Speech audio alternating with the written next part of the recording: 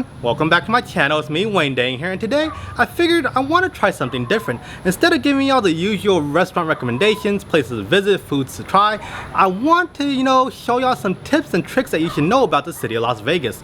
After all, Las Vegas is like a second home to me. I go there each and every year, many times a year, and it's one of the most popular places to visit.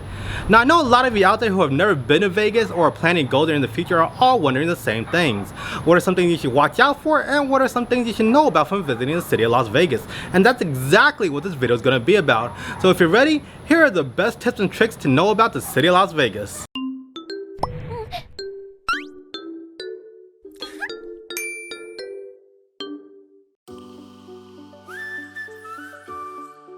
As you know, whenever you book a hotel at one of the casinos here in Vegas, the price that you pay isn't really the price that you pay. In fact, it is actually more expensive. Typically what these casino hotels do is to add on something called a resort fee. This covers Wi-Fi, gym access, pool access, and any other amenities that the casino might provide.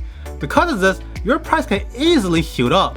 For instance, if you were to stay at the Excalibur, one night might be around $25 a night, but the resort fee that is added on is another $30, which means you're actually paying around $55 to $60 a night just to stay at the Excalibur. And the general rule of thumb is that the more expensive the casino is, the more expensive the resort fee will be.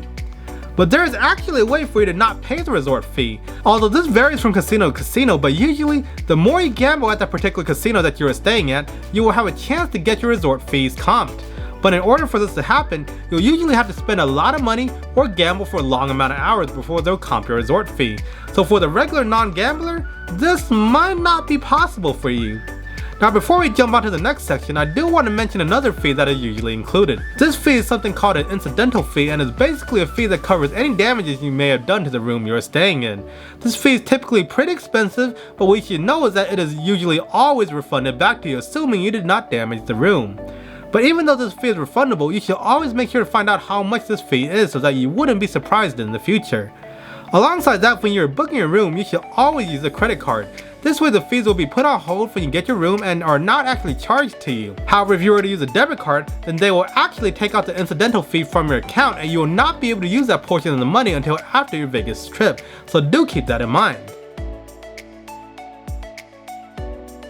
If you're planning to come to Las Vegas for a trip, then you should always know that staying in the center of the strip is always the best idea. After all, most of the action activities are happening in the center of the strip. Plus it makes traveling around so much more easier, as the entire strip is around 4 miles long, which I'm pretty sure you did not want to walk that long of a stretch each and every day that you're here. For instance, if you were to stay at either the far south or north ends of the strip, it would take you nearly 40 minutes to an hour just to walk from one end to the other. That is a lot of time wasted on walking. And after a long day of having fun and playing around, you definitely do not want to walk that long for time once the night is over. Now I do need to mention that most of the casinos on the center of the strip are actually pretty expensive. After all, you have the main casinos like the Bellagio, Caesar's Palace, Mirage, Cosmopolitan, Aria, and more all in the area. However, there are affordable casino hotels just as well on the center of the strip. They're located right across the street on the other side opposite from the casinos mentioned earlier. So do yourself a favor and book a hotel somewhere in the middle of the strip. You will definitely love it. When traveling to Vegas, you should always know that bringing cash with you is probably the best thing that you're able to do. The reason for this is because ATMs inside the casino are extremely expensive to use. Depending on which one you use, they can easily cost an extra 30% of whatever you're withdrawing just in fees. That to me is absurd, which is why you should always bring enough cash with you so that you don't have to use the ATMs in the casino. However, in the off chance that you do need to use the ATM in Vegas, I would highly suggest going off the strip to somewhere else in Vegas just to use an ATM. They will usually always have better withdrawal fees than the machines located on the Vegas Strip. Now aside from that, I have heard CVS and Walgreens, the ATMs inside, are a fair bit cheaper, so do keep that in mind. Being as how Las Vegas is literally a desert, one of the most important things to have is water. And one of the worst things about Vegas casinos is that there are no water fountains found anywhere inside. Instead, if you're wanting some water, you'll have to shell out around $6 to $8 at one of the stores inside the casino just for one small bottle of water. That to me is insane. But all is not lost here. After all, there are a few stores around the strip that do offer water at reasonable prices, some of which include CVS and Walgreens that are on the strip. These places will sell cases of water for only around $3 to $4. Or if you want something even cheaper, you can even find an ABC store that is on the strip which sells water bottles, gigantic water bottles, for only $1. That is amazing. Now, one more thing about water is that if you're also going to be gambling at one of the casinos around here, try to find a waitress who's roaming around and ask for a bottle of water. These bottles of water are typically free for people who gamble, but just make sure to tip.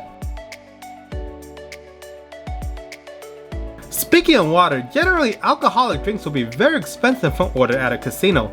Instead, what you can do is when you're gambling around, simply find a waitress walking around and order some alcoholic drinks. These drinks are usually free, but do keep in mind that you should always tip when they bring it to you. Or you can buy your drinks from CVS and Walgreens, which are way cheaper than the ones in the casino, and you can bring them back to your hotel and have some fun. When roaming around the Las Vegas Strip, oftentimes you find people dressed up in cosplay or some type of costume. These people are located all around the strip trying to get people to take pictures of them. However, it isn't for free. What happens is once you take a picture with them, they'll instantly start to ask you for money in return. This is a shady tactic as they are trying to make money off people who don't know any better. And depending on who they are, the cost can be anywhere from $5 to even as high as $20 just for a picture. For instance, one time I was roaming on the Las Vegas Strip and I saw a person dressed up as Iron Man. He asked if I wanted a picture, and at that time I said yes because I didn't know any better. But once I took the picture, he instantly turned around and asked for $5. I was taken aback. I was like, what? I thought this was free. And when I said no, he kept on bugging me about it until I eventually had to pay him the $5, and then he just left. From then on, I learned my lesson. Anytime walking along the Vegas Strip, I always make it a point to ignore these people and just keep on walking. And not only that, sometimes you even hear them say that it's free, but don't fall for that. Nothing's ever free. Now, if you actually see somebody dressed up really nicely and you really want a picture of them, that's totally up to you. However, just make sure to ask how much the picture is beforehand. That'll make things much more easier. From roaming around the Las Vegas Strip, you might be tempted to take a taxi to get from one point to another. However, by taking a taxi, you are actually paying a more expensive price than needed. Instead, what you should do is to use a ride-sharing app. After all, each casino now has a dedicated ride-sharing location for you to be picked up at. Both Uber and Lyft operate here in Vegas and are far cheaper to use than by using a taxi. Just make sure you check both apps at the same time to see which one offers the cheapest price, then use the cheapest one. And if you're also going to be staying on the Vegas Strip, then definitely make sure to not rent a car, as rental cars are typically useless around here. The only time you need a rental car is if you are planning to travel to locations far away in Vegas. If you're planning on dining here on the Strip of Las Vegas, then one thing you should know is that you should always have a reservation. The reason for this is because Las Vegas is one of the most popular cities in the entire world. It draws in millions of people each and every year, which means the restaurants around here are constantly being packed. Doesn't matter if it's a no-name restaurant or even a high-tiered restaurant, they are always going to have some type of lines forming around them. Which is why to ensure you and your group get a seat at the table, it's always recommended to have a reservation. For example, me and my party had to reserve 2 months in advance just for the Bacchanal Buffet, and 1 month in advance for Hell's Kitchen, both of which are highly sought after and constantly have long lines forming around them, so do keep that in mind. Otherwise, if you don't have a reservation, you'll run the risk of not being able to eat at your favorite place. Speaking of foods, I do have to mention that Vegas foods are not cheap. Depending on where you go, most food dishes cost anywhere between $15 to $30, and that's just for one meal. You can easily spend over $100 to $200 a day if you're not careful. And depending on how big your group is, that can be very costly. So if you're wanting to save some money, I would tell you to avoid the restaurants on the Strip and instead just eat at a fast food place like McDonald's or In-N-Out that is located on the middle of the Strip. Or if you're interested, buffets are also a good value when going to Vegas. Some Vegas buffets are only around $25 a person and can easily fill you up for the entire day with a variety of foods, far cheaper than many restaurants. Although do keep in mind there are some expensive buffets too, like the Bacchanal, which can run you around $70 to $80 just for one person. But if you're only going to be eating one meal a day, that might just work out for you. Aside from that, however, there are cheap places on the Strip. You'll just have to look out for them. Some of the places that come to mind include Ocean One, Tacos El Gordo, Secret Pizza, the Peppermill, and more. I'll be making a cheap eats video on this subject, so do stay tuned for that. One thing that's happening lately in some Vegas casinos is that some restaurants are adding what they call an RRF fee. This This is a tactic they use to increase the charge of the bill. Most people won't even notice this charge as not many people actually examine their bills, but depending on which restaurant you visit, you might just see this charge pop up. They'll usually say it's because of COVID or because of service and utilities, stuff like that, but in my opinion, that is just wrong. I think that is just a way so that they can make more money while paying servers less. Either way, if you do happen to see this fee on your bill, you are able to protest it. Just ask your server nicely to have it removed, and most usually they will remove it from your bill. So next time you're eating at a restaurant, make sure to pay attention to your bill. One of the most important things to know about Las Vegas is that you always have to wear comfortable shoes. The strip on Las Vegas spans a whopping 4 miles long and is filled with stairs, escalators, ramps, and more. Having comfortable shoes is an absolute must if you're planning to explore around this entire area. After all, Vegas might not seem big at first when you actually see it on your map or pictures, but once you come here, you'll find out that it is insanely huge. So try to have some shoes that provide a decent amount of comfort for your feet so you won't feel like your foot is about to fall off. This tip also applies to females out there as well traveling to Vegas. I know you want to look cute and all with your pretty high heels, but trust me, if you're traveling here, it's better just wear flats or some running shoes. Walking around in heels for an hour or longer on the Vegas Strip is simply just torture. So do yourself a favor and just wear comfortable shoes. Also, wear sunscreen, since the weather here is going to be extremely hot and you will have a hot sun hovering over you everywhere you go. So sunscreen is an absolute must. If possible, avoid coming to Las Vegas during the holidays. This is a time when Vegas will be extremely packed as everyone from all around the world will be flying into the city to have some fun. You're going to be bumping into people left and right and you'll have to wait in long lines. Not only that, but many restaurants, especially buffets, will usually charge a higher price than normal during these times because the menu will be changed to a holiday theme. So to ensure you have a better experience, try to find off days or even weekdays to come to Las Vegas. There'll be less people, less line, and you'll pay a far cheaper price at the restaurants. Overall, you'll have a much better time skipping out on the holidays. Not everything in Vegas has to cost money. In fact, there are plenty of free things to do in Las Vegas where you won't have to spend a dime. These attractions are located all throughout the Strip. For instance, the Bellagio has the water fountains playing every 15 minutes, the Mirage has a volcano erupting every hour at night, there's a flamingo exhibit for you to see and enjoy, the Las Vegas sign down south, the Atlantic show in Caesar's Palace, and many more. As you can see, there are a bundle of different places for you to enjoy all without having to spend any money.